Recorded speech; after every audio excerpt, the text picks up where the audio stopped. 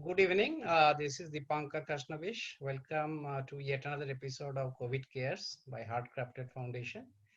Heartcrafted Foundation is a body which works with women from the underprivileged section of the society and essentially do interventions in their life to improve their overall income and livelihood. As you all know, when COVID happened and the lockdown happened, the entire country went into a tizzy. Everybody was worried, panicked. The privileged people like us thought about our next supply. How do we go out? Whether our maids will be coming, whether we can go to hospital if there is a necessity, what is happening to our near or dear ones. The underprivileged, specifically we got exposed to the urban poor. They started having a different set of problems. They were not having cash, no food, no supplies, nobody to look after. But the good thing which has happened, and if I may say good thing, is that thousands and thousands of Indians came out of their way to help these individuals during this time. We have seen a great display of humanity in the last 5-6 months, which actually makes, in many ways, people very hopeful. Having said that, all our experience, whether the migrant crisis, the job loss, the problem with the privileged class, which you talked about, is still very, very urban. Almost nobody, including myself, had any idea whatsoever of what happened to rural India. So today we are talking to somebody who knows rural India probably much better than us, and we'll be hearing from him, Dr. Harish Hande, the work his organization, Selco India and Selco Foundation have done. So, Harish is a person who probably can be episode to just introduce him. So I will not make a very detailed attempt. He is a classmate of mine. I'm privileged. We passed out energy engineering from IIT Kharagpur 1990, and then he co-founded with Mr. Neville Williams, Selco India. He earned his doctorate in energy engineering from University of Massachusetts, Lowell. He serves on the board of many organizations. The Selco India was founded in 1995. It's a social enterprise which focuses on eradication of poverty. We'll hear a lot about it, so I'll not go into that detail. Selco Foundation, which is the foundation wing which works in the social sector in a non-profit way, was founded in 2014. And Harish holds the position of CEO and managing director of both these organizations. There's a long list of awards which has been given to both Harish and Selco, but a couple of them I just wanted to mention. Harish is a Raman Magsaysay Award winner. He is also a IIT Kharagpur Distinguished Alumni Award winner. He was also named in 2008 the 21 Young Leaders for the India's 21st century.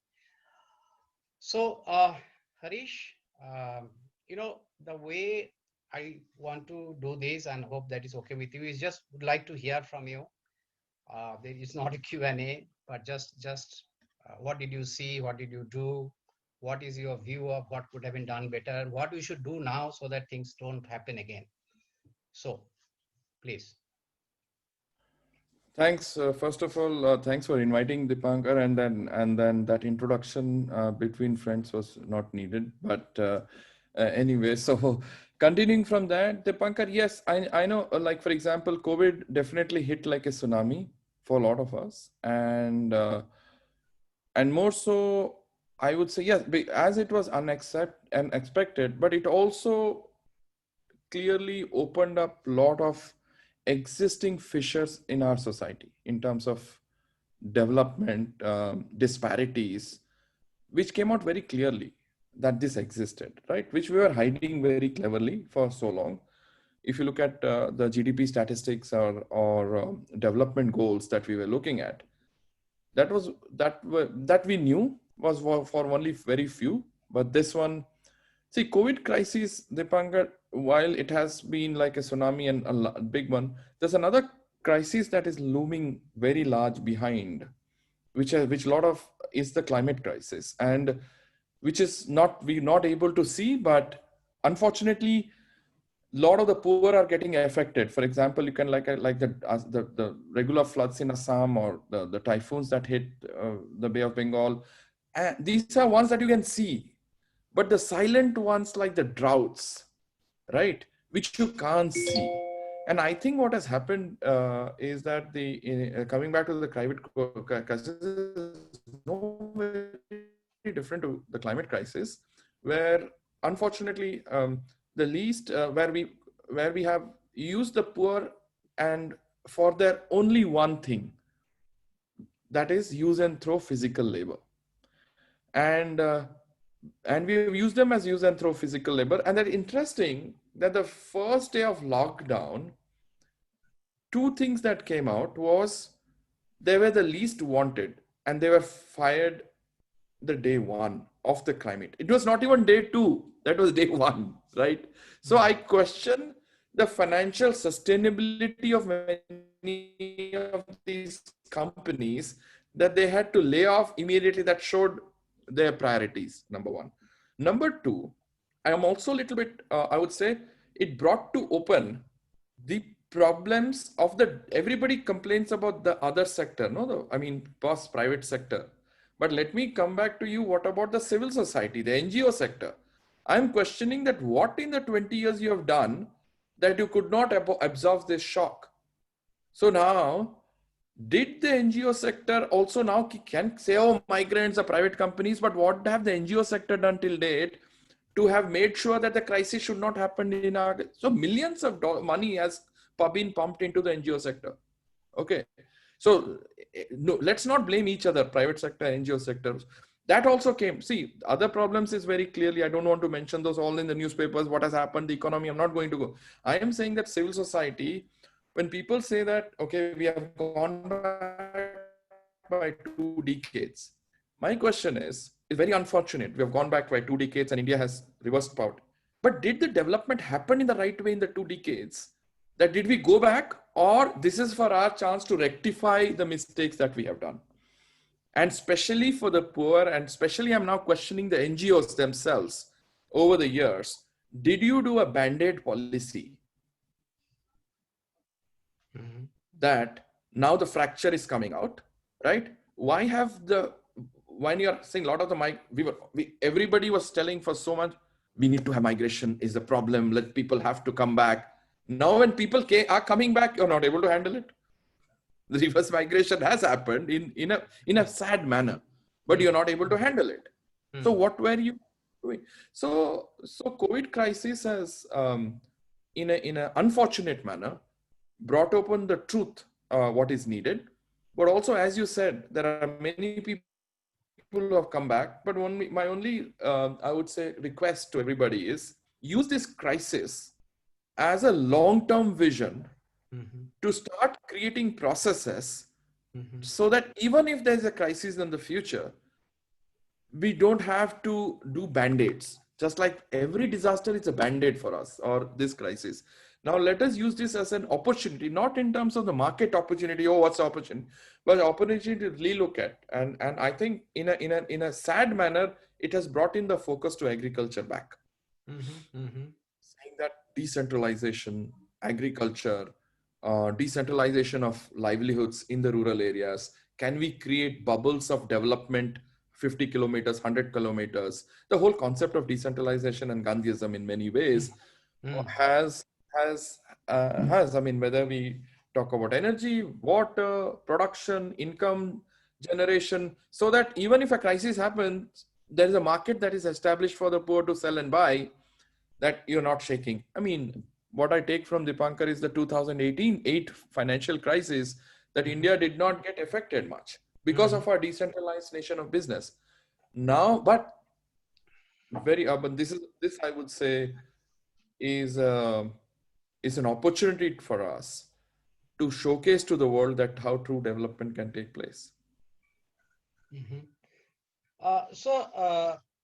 Harish, I will like to understand a little bit of that long-term thing, because I think the problem is quite deep, right? This whole consumerist society, the capitalism, if you may say, where I am successful because I have something which you don't have. This is always this binary, right? I mean, Right. frankly speaking, we believe in such large houses which you don't need, right? We travel in such large cars. Even in India, the people who are privileged, well, we have people sharing 200 people sharing one toilet, and we are having four toilets in our own home. In my home, I have three. So I am also party of this so-called success thing. But I'll come back to that. But I just to since you have this large reasonably large operation on through the Selco Foundation, which is there for many years now, when you face this, or you saw people facing this the sudden loss of uh, jobs, income, no food, where it obviously became a life and death situation. So what did you do? I mean, did you give people some sort of ration, or how did you really help people, on those days? See, there were two or three things. So, Dipankar, there are a lot of things that are hidden in the question hidden in the sense, meaning in the question that you itself asked in a deep manner, was I'll come back to the capitalism. And nothing wrong. See, the capitalism, unfortunately, has been taken like we're not questioning capitalism. What is questioning is the percentage of unfortunate percentage of resources or profitability that that somebody says that this is the profitability, right? Are we equating, like, if you have that sense of profitability, you are going to create disparity. So how do you equate or create sustainable profits or sustainability so that all parts of society are there? So I'll come to that little later. But here, as soon as a crisis hit, um, we fortunately, I don't know what happened, but we took a decision 2 weeks before the crisis was about to hit, and saying that internally saying something is going to happen, the disease is coming, we need to go to lockdown, and what happens to our own employees? For example, there are 650 of us in the social enterprise. See, I just wanted to clarify, there are two organizations that we have called Selco India, which is a social enterprise, and Selco Foundation is the not-for-profit, which mostly works on the eastern part of our country in the poorer. Selco India, the for-profit, works in Karnataka. It's owned by three not-for-profits, but all the profits are plowed back into the organization. That's been our 25-year journey. I'm on the board of that, and I'm now the CEO of the foundation. Okay. So the for-profit, which is a social enterprise, not-for-profit is easy in the sense that it is run by philanthropic money. I'll talk a little later. But the for-profit had to relook at, because 600 of my colleagues are come from the rural areas. There are 60 offices. So you need to look at how do you survive, right? What do you do? And you've been catering to the rural areas and 60. So and first, my colleague Mohan, who runs the organization, created a whole separate fund of saying that he took took a first thing that zero people will be laid off, irrespective what the crisis is going to be. Zero people are going to be laid off. Second was, what is the money that they would need when the lockdown happened? When it was about what money would they need for medicine and food? That was employees itself, so that they don't have to be worried about, so they can cater to the society rather than them worried about their jobs. So immediately a webinar happened. All were told that irrespective what happens, nobody is going to lose a job. I mean, if you're doing financial irregularity, that's different, but COVID time, nobody loses a job. Your salaries are intact.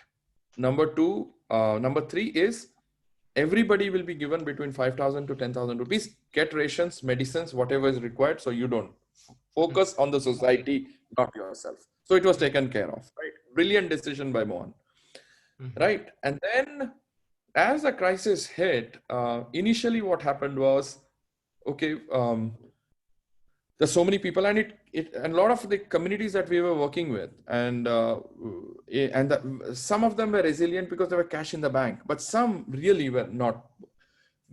Then we actually collaborated with some other not-for-profits who had started to establish, like the Asim Premji Foundation and all those, and linked up food and this one. But we thought we then linked up directly, said we not, some ration we did from our own, but we said these are other organizations who are better in delivering ration. What are we good at? Let's focus on that. What are we good at? Saying that how do we use sustainable energy to be a catalyst for COVID response? Can we use that? So for example, swab collection centers. Can we redesign swab collection centers and make it small? They can be, you go to a DC of a district commissioner or district magistrate, boss, we can do it wherever you want. We can collect swabs. We created mobile swab, solar powered mobile swab. These are solar powered, and started deep going into the health. How do you make it easier for the medical, for the health field to decentralize? Let's not complain, oh, there's no energy, we can't go into the remote areas, or the travel time is that. Let us use sustainable energy to do that. And so that was, so we did around, till now, again, I mean, it's around 215 mobile, solar powered mobile centers with 250 plus swab collection centers. Then we got into quarantine. So in especially districts where the migrants were coming back, how do you create quarantine shelters? Sustainable quarantine shelters in a manner, design it. It's just like when you design an Olympic city, you design so that those hostels can be used by somebody else in the future for some other reason. So can we design quarantine centers that can be used as schools or for community centers in the future? So we started looking and started designing and implementing quarantine centers, solar powered material. Then we looked at 50-bed hospitals. For example, the one that we inaugurated outside of Patna, the whole hospital, 50-bed hospital with solar power, the whole building was made of stubble, the one that people burn and the whole Delhi pollution happens. They were all completely made of stubble, and so that they did it within like 3 to 4 weeks. The whole 50-bed hospital was set up, completely sustainable. So what happened was we started to push people that sustainability can be looked at in this crisis time and in a manner. So we've done around multiple hospitals, multiple quarantine centers. And now in this week itself, we are doing multiple in Orissa, and we are trying to blanket Meghalaya, 200 PHCs, completely the state of Meghalaya, 200 PHCs, and saying that related to COVID, but also the other services that got forgotten during COVID, maternal, everything else. So can these be used as maternal? One more thing for our own sector, Dipankar, what happened was the criticality for the energy sector is that the small time energy delivery suppliers in the rural areas who can maintain the systems were the first one to collapse across the world. And rather than saying too big to fail, we said too valuable to fail, because these guys have given up their life to create an energy access company in rural areas, do in great difficulties, and today 70% of them have collapsed. To revive them back, the society is going to spend much more. And just like when the whole financial crisis happened in 2008, Dipankar, people said the banks cannot fall because it's too big to fail. We saying that these small ones are too valuable to fail. Okay, for society, right? That's how Citibank and all got saved. No, remember during the Obama administration, we are saying that. So we picked up 40 who were under our incubation process in Selco Foundation in the Northeast, and we said none of these 40 will collapse. We structured their salaries, we structured everything else, saying that, boss, next 6 months up to December, don't worry, boss. We're there behind you. You don't need to fire anybody. All came from poor. Our philosophy was, Dipankar, that you lose one in the one guy who has come in or a girl who has come in into the sector, because of desperation, goes and starts working in another sector, you have lost this for the sector, for the energy sector, which is very, very valuable in the first place. So we took upon us there are 40 enterprises that we made sure that will not collapse. So energy, and then the third case, which after not gone but become a norm, we started focusing on livelihoods and saying that now livelihoods have come back. So we're working on a lot of livelihood interventions that during crisis and post-crisis. For example, Dipankar, like roti rolling machines, solar powered silk weaving machines, kirana shops. How do you redesign barber shops? How do you redesign bakeries? Link them to potential new markets, and so replicate it. And this is during COVID, post-COVID, resilient businesses that can go over a crisis like COVID and can also go over a crisis like the climate. So these are the interventions that we've been involved in, Dipanka. Uh, I think there was a audio issue, so I'll probably repeat a couple of things and there are questions also. Now, see, when you say this mobile swab collection centers, now your strength is, of course, the solar side, but mobile means is it a vehicle on which you have set up the whole thing? I mean, how did it happen? You sort of took some vehicles and refurbished it, or? No, these are no, you're right. Our expertise is on the energy side and redesign but also our expertise in the team, not expertise. I mean, expertise is a too big word, Dipanka, but Mhm. in the team, I have good Understandable. number, we have a good number of colleagues who are architects and designers. Mm-hmm. So the health department itself, like the local panchayats itself, have had come up with these brilliant ideas. See, Mm-hmm. unfortunately, what has happened is like because of the eliteness of our education system that has actually made unfortunate eliteness, think Mm-hmm. that nobody else can come up with ideas except our class of people, right? And and Which we that know how many we are is coming with slowly anyway. So, uh, yeah, but and there and is a mental barrier. Yes. absolutely. And many of the ideas that I spoke all came out from our from our colleagues and panchayat colleagues, right? They had come up with what we just did was they had strengths, we had strengths. Can we Mm-hmm. complement the strengths? They had already come up with this mobile concept. We just worked with them to relook at efficiency, energy efficiency, so that when they go to a rural area, they're not hampered because there's no energy or there's a design is poor one way or the other. So we brought in together. These are, yeah, Maruti vans, redesigned Maruti vans. It could be redesigned boats, for example, or public health centers. Yes, those were the things that Okay. came out from So the they rural. have, And the swab let centers, they me. said, So they how have can we? had. Go ahead, please. They have? No. Please, go ahead. No, no. Go I was ahead. saying that they have planned the how the van will be, but then swab has to be collected. It has to be refrigerated, and you need the power. So if they go, they cannot do that. Right. So you have essentially put the power setup, and of But course also, yeah, you worked all of that so that the whole thing works.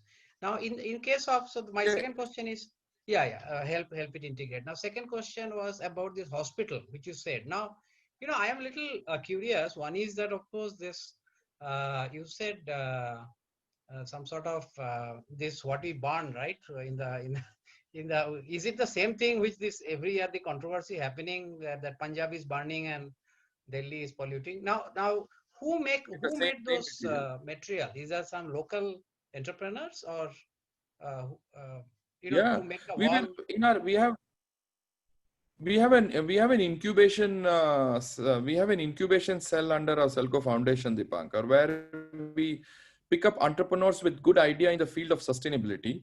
And there Okay. was this girl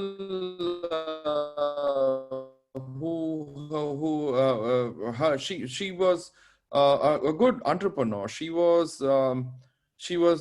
young, so brilliant in terms of smart, and she came up with her organization called Structure, where she had seen this in Europe and elsewhere. She got the license and started doing that in India, in Pune, and these and using stubble and making panels for houses, low cost houses, etc., etc. And then we threw up the challenge to her, saying that can you give us panels? We will design the hospital, but can you look at a 10 feet by 10 feet? And so she actually supplied us the whole thing for this. Okay. For this hospital, for example, multiple hospitals in Patna, for And example, and yes, and and this that was hospital, again, will it be stable, the structure for say 10, 20 years, or how will oh it? yeah, this is like if I send you it's like any it will No, I saw the withstand photographs, but earthquake, it will you withstand can't a make out. hurricane. Hmm? Right. Yeah. I mean, and especially it is extremely. I mean, it's a building. I mean, that's like any other Okay, building. okay, okay, okay. So yeah, it's any other And building.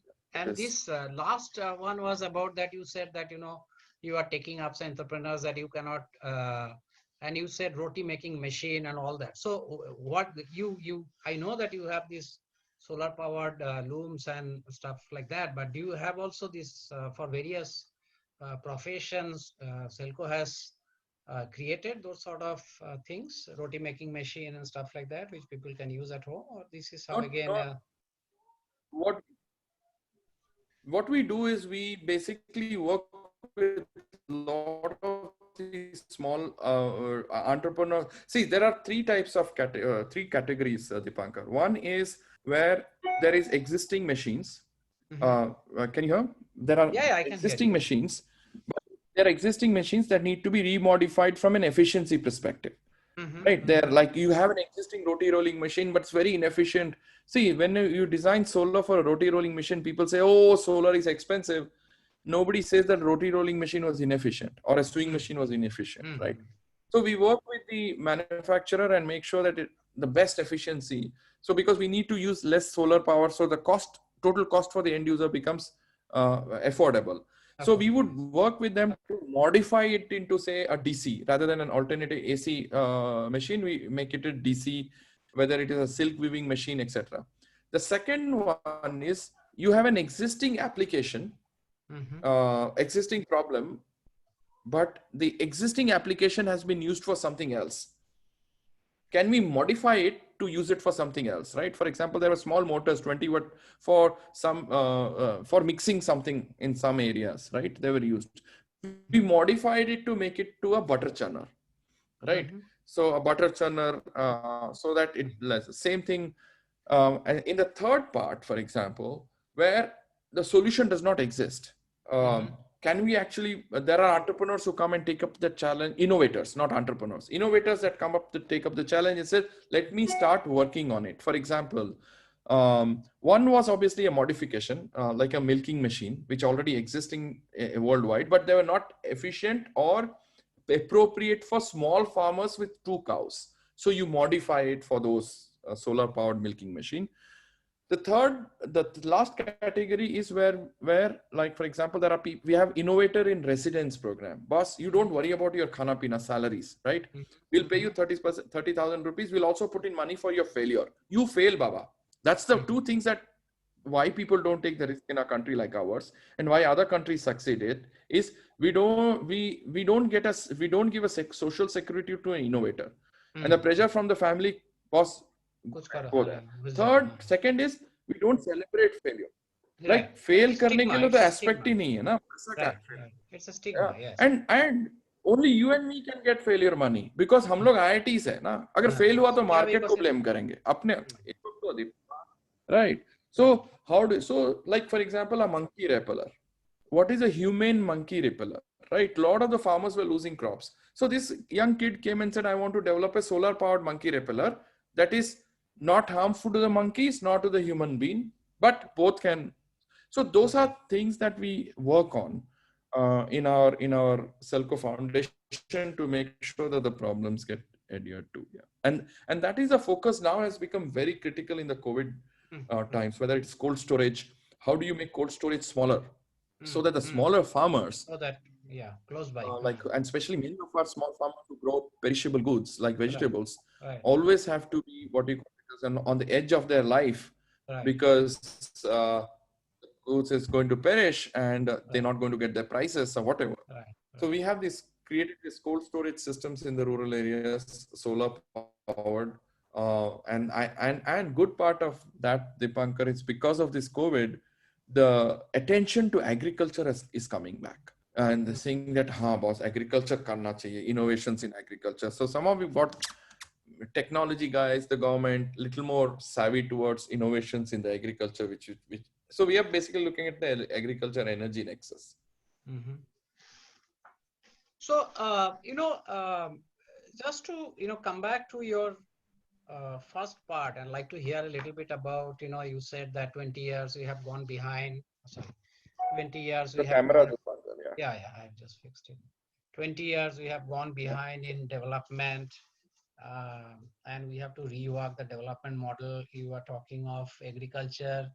In a way, I don't know, but I feel that because we are agrarian economy, and we had some amount of food left. So far, I think large scale starvation has not happened, right? Had we been a country with no food and, such lockdown, and people would have been hungry by this time, we would have some huge social unrest. We don't know where we would have gone because people somewhere got something, and maybe the poor is also very resilient in India.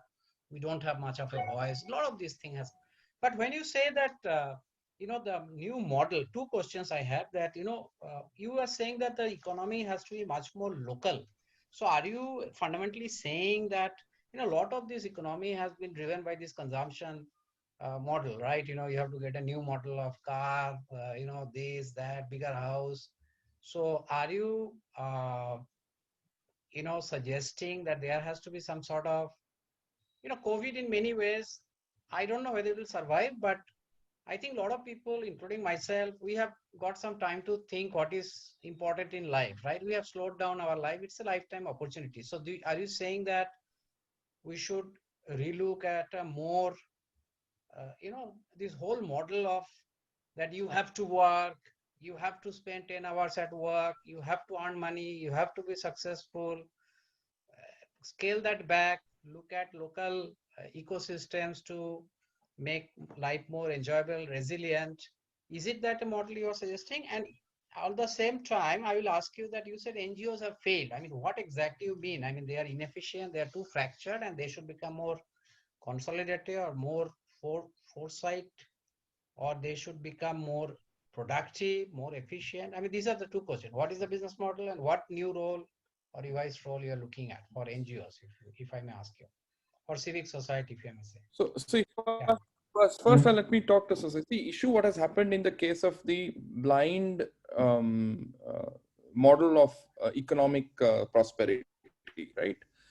In the blind model of economic prosperity has in especially like country like India, we have inherently, without unknowingly, I would say, unknowingly, taken advantage of the large amount of physical labor that exists in terms of the poor. And what has happened is, while we focused a lot on economic, okay, let's do whatever we can, whatever industries came and we did. I'll not go into the environmental issues now, but I'll go a little later. But okay, India needed to grow. But what happened was we took advantage of a silent crisis that was happening. And what was a silent crisis? So let's take the example of in my own in Gulbarga. What was happening in Gulbarga for multiple Gulbarga and central Karnataka over the last 10 years? Repeated failure of monsoons. What was happening to the river farmer? The prime asset for the farmer was the land that was becoming useless as far as income generating activity was concerned. So think of family members are two. I mean, I just take an example to make it more concrete. The husband and wife in rural Gulbarga, cotton farmers, right? But what happened is repeated failures of and debt, because okay, the monsoon might come, monsoon might come, monsoon might come. I take more debt. I get completely debt rid. And then in desperation, at one point of time, this family fortunately did not commit suicide like many farmers have done in the last 90 days. The husband Really? and wife packed their bags. Yeah, Suicide is quite a few suicides. okay. Okay. The farmer Yeah. Sorry. suicides have happened. Unfortunately, the case has been so revealed in India for one case. I let the court. I mean that we're such losing. I mean the whole issue of. I mean yeah. Sometimes I know where our priorities in our Yeah. media or elsewhere is, right. Mm. The the the family, the young husband and wife, came to Bangalore, and what happened was they came to. I mean I'm this story I did not know till there was a new person in our office who was giving coffee.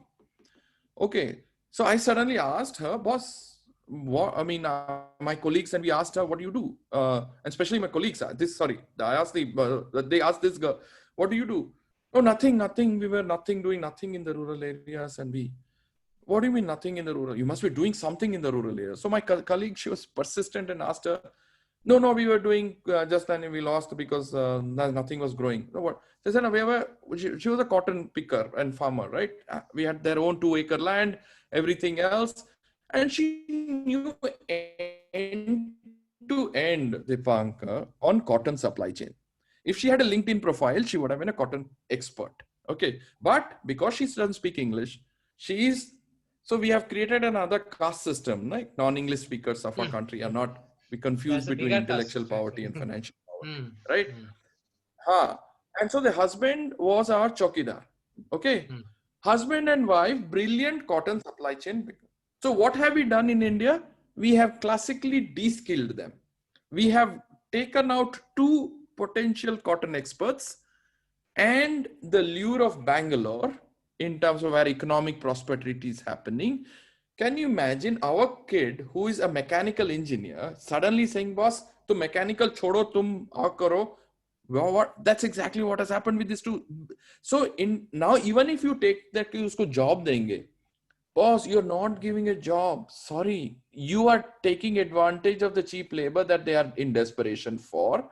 And India has lost a knowledge of two brilliant cotton pickers, right? Mhm. Overall, we Mhm. have lost, right? The kids will lose it, everything else, right? And I think that's what we need to relook at our model is financial corruption is so easy to document.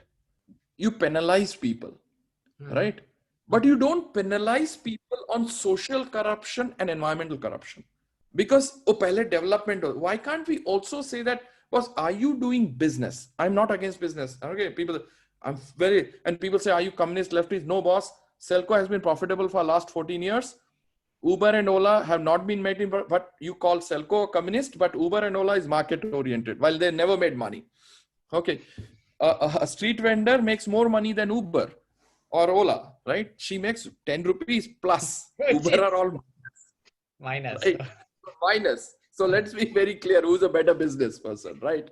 So the question is, Devanga, where do we come in and say that penalize people or not penalize? It's like what's that's social corruption. That the way you look at disparities of salaries on the degrees, disparities on profitability, because you're creating, and then the environmental disparities, right? You have no right to take another space of a road. Are you paying taxes according to the size of your car? Just like in some of the Scandinavian countries, you pay the fine according to the wealth that you're earning Hmm.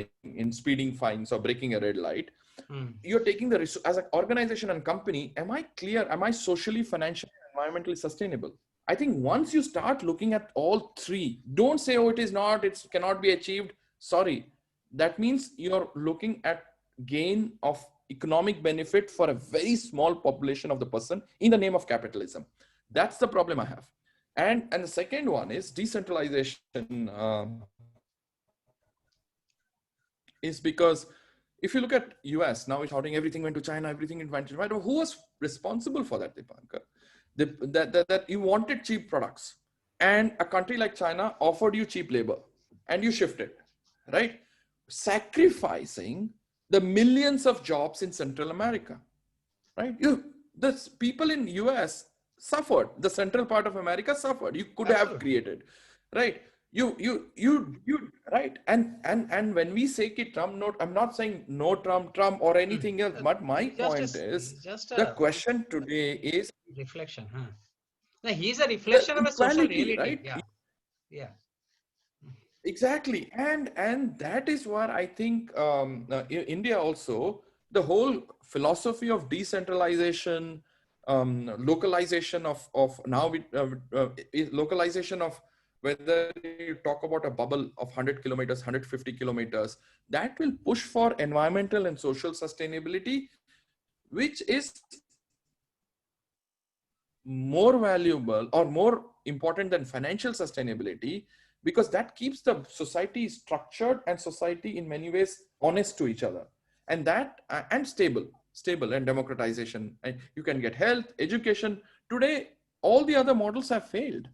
All the other models are creating, saying that only 8 men in the world own as much as 40% of the world's wealth, shows something that we have gone wrong. And if in a country like ours we're still not able to give health and education services, decentralized will make that happen in the next 5 years.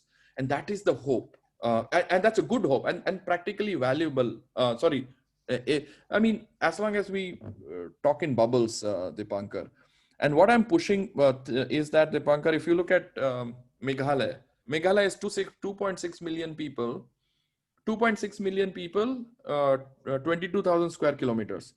Divide the 2.6 million is actually 500, half a million people in terms of families, half a million families. Now, half a million families divide by 10 years, 2020 to 2030. That is 50,000 families. 50,000 families, 10 organizations say that we're going to look at livelihoods, education of 10,000, right? The 50,000 divided by 10 is 5,000 families per organization. That is less than 500 families that you need to develop on a monthly basis, right? You start breaking those numbers and start, and in 10 years, but rather than saying Delhi, we can't say Delhi or Bangalore, how do I look at 60 million people? How do I look at 1.2 billion people? There's a lot of issues. Boss, we need to decentralize our thought process. And there are enough of talent in our country. That the second question of NGOs. See, what happened is in our countries, NGOs, unlike organizations or companies need to grow to sustain or become NGOs. Their success of an NGO is you're no longer required, because NGO is started to solve a problem and move on and die.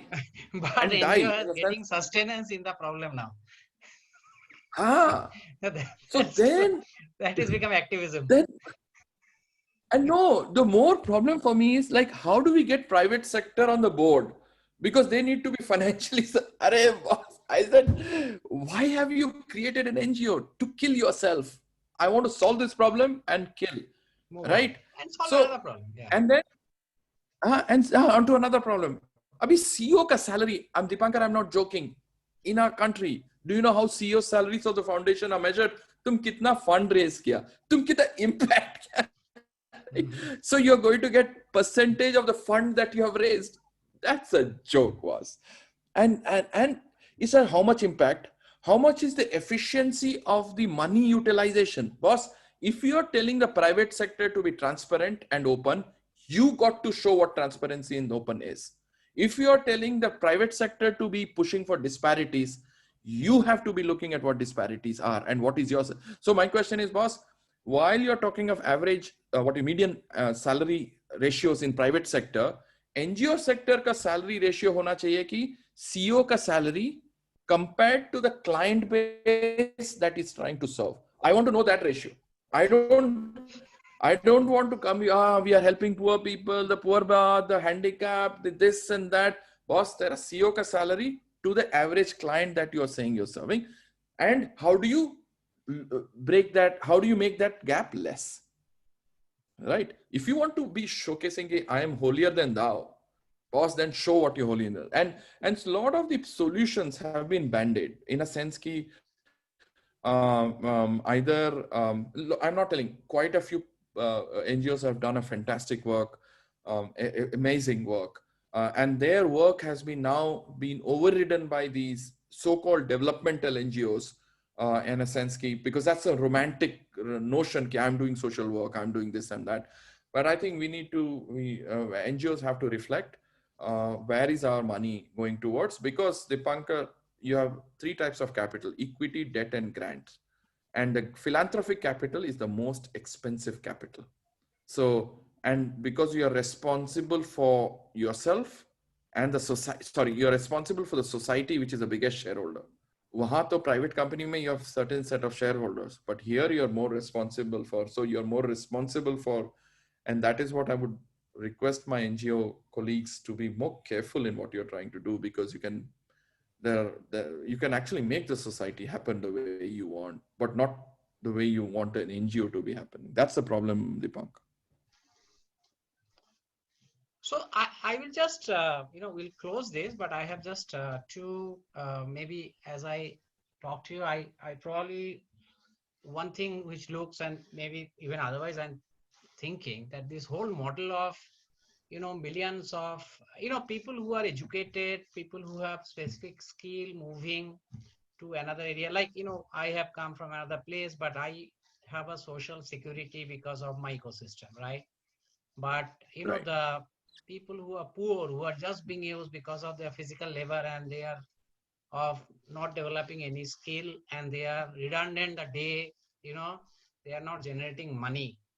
And they are also cut off from their, own social ecosystem. That's why they are trying to go back home, right? I mean, one is that you are Right. far off, you have nobody to look after, nobody cares, no social security and no family security.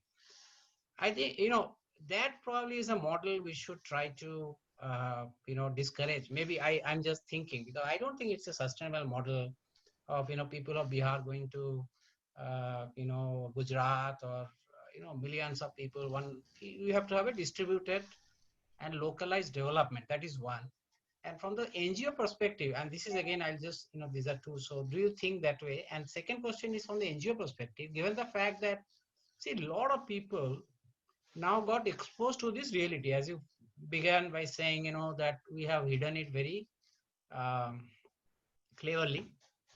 And, and a lot of us were unaware, not that we are very mean, but we are just not exposed, right? So now people have seen, uh, a lot of people have seen, they have interacted with these people. I'm not talking of the people who are saying mera levar chala gaya to usko leke aao. I'm saying that, Right. right thinking people. So do you think that we'll see a better uh, participation of the civic society in the development, overall the discourse? Are you hopeful? Do you see some changes may happen? So first question is, the migration based model, is it a In good the model, or we should move away from it? Second is, participation will improve, see, quality the of question participation. is, see, migration. See, Dipanga, migration is human mentality to move one way or the other. The issue is, I would say, are we creating equal opportunities for people at every area? For example, Mm, when mm, we are looking at, see, we talk about everybody wants to be, there is no institute in our country, okay? We talk about an agrarian economy, right? There is mhm. no where I'm graduating as a farmer. I've got a Right. degree in farming. There's nothing. There is not a single institute in our country, right? And if you look at our expertise, okay, somebody says I'm an all the expertise of in the agri sector, none of them are farmers, right? Have come from agricultural universities but have never done farming in their life, right? And so the Teaching question is, can you activities. Yeah. imagine, बोला Yeah. कि अगर doctor बोला I am expert in health profession but मैं कभी डॉक्टरगिरी किया नहीं, या so but that is the only expertise, only sector where expertise comes from outside. For not the practitioners, and like you and me will do a PhD on barley or millet, but and we'll be called experts. But a farmer doing 50 years of barley will never be called expert because Yeah. उसका PhD नहीं है. Oh, Dipankar और मेरे पास PhD, right? Mm. वो तो So है. the question is that the model is, are we creating centers of excellence? And that's the idea that we've been pushing for right now, Mhm. is moving into the model that Germany had many years ago, saying that how do we convert our ITIs and the root set, the vocational school, which is the hotbed, into centers of not just have them skills like motor winding, पढ़ा दिया बच्चा को भगा दिया center. So for हमको industry को चाहिए, हमको farming sector को चाहिए नहीं, हमको industry को चाहिए, right? And so you Mhm. pick up. So can we convert centers of the ITIs and vocational schools as centers of innovation? Put in a lot of failure money there, because a lot of the young kids who come there, no, are kids who own the problem. Mhm. They own the problem. A lot of us don't own the problem. We own the solution to a problem which might never exist, and then try to market it as if a problem Mm, existed. mm. Yes. So the question is, how do we convert these vocational schools, make them, fund them to the core, that you have enormous amount of failure money, go and fail. Young kid comes, says I have a silk problem, I have a threshing problem, even 10% of the kids remain back and create Mm. innovators and entrepreneurs in the rural areas. Pull back. Our 600 million, absolutely. Then you have a choice not to go. Today Mm.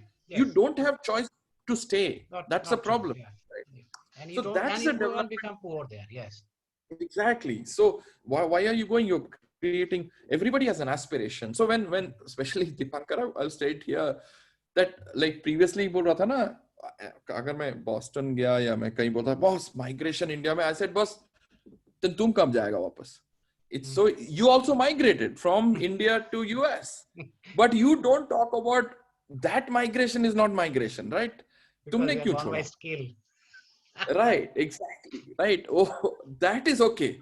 So, boss, my No, no, point I is didn't mean that. I said that, if you are educated, you have a, we are a country within country. See, we know each other. Whenever we are in a meeting, we no, make that is friends with what I'm people saying. That who are connected. we have not created. I'm saying we have not created a Uh, platform of choices for Platform. But people the to person exist. below, as you said, the lady who came, she's from the same state, but no support whatsoever. They are not even telling what they do Absolutely. because they are so. And the other thing, do you So, I mean, think the participation of the civic society will improve? Will they, so that my hmm, see the issue in civil society. I'm a little more critical because I mean inside the civil society, there's a lot of founder syndrome. Is हमारा क्या है कि like a lot of the civil society is not letting go. I mean it's a society where partnerships happen the worst, because hmm. very less funding resources है, सब fight कर रहा. NGOs are less in terms of sharing than the private sector. Private sector CII है सब share करेगा. NGO में CII नहीं बनाएगा. देखो प्रपोजल में बढ़ा लिखेगा we need to create उसको पता partners. चल गया मेरा डोनर तो.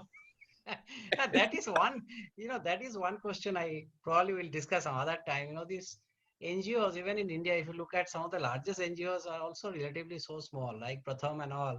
They have 500 crores sort of money. And, the country is all said and done 3 trillion. So the ability of NGO to move beyond a certain area, is But again, almost zero. I mean, decentralization. and certain NGOs have to be founders. decentralized. No, Dipankar, NGOs have to be decentralized because in the NGO civil society, the issues are very customized to the local areas. A Right. large NGO will not be able to solve it. I mean, maybe for example, for common goods like the health, maybe in terms of maternal health, is human body, etc., etc. But culturally, everything is very different. Yeah. No, no, Water issues I in. said that at least the model should be ported. Na? If there is a success model, that also seem to be, you हाँ will have नहीं this नहीं smart village. वो एक ही village 40 साल से चल रहा है और another smart village वो भी 40 साल, and they will not talk to and each other. you see all the report 99% of the NGOs will have no failures. किसी ने फेल नहीं किया अभी तक, okay? तो सब सक्सेस ही क्या. And if you look at the impact numbers, if I add all the NGOs का impact, it will be 4 times India's population, okay?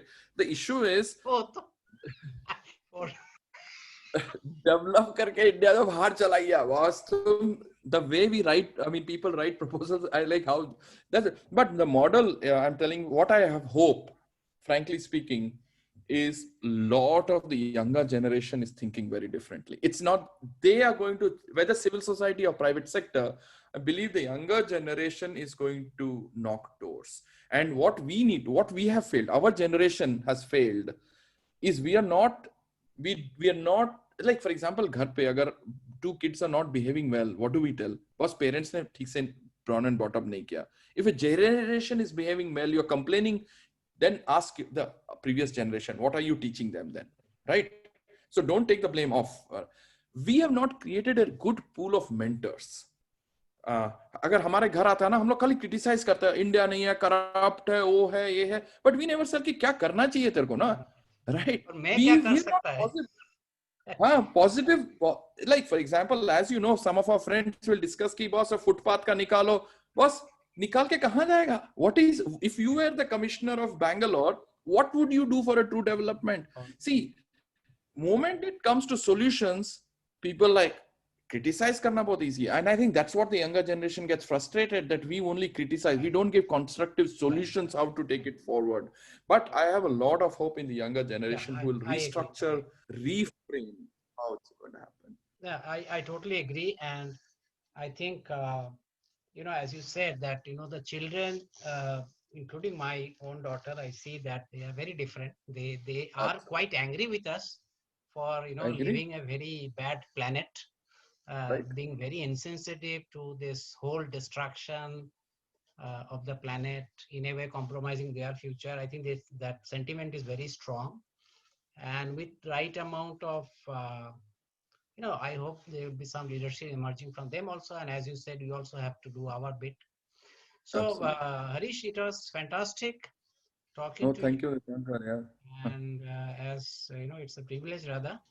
I will stop the recording now, but just hang on. Don't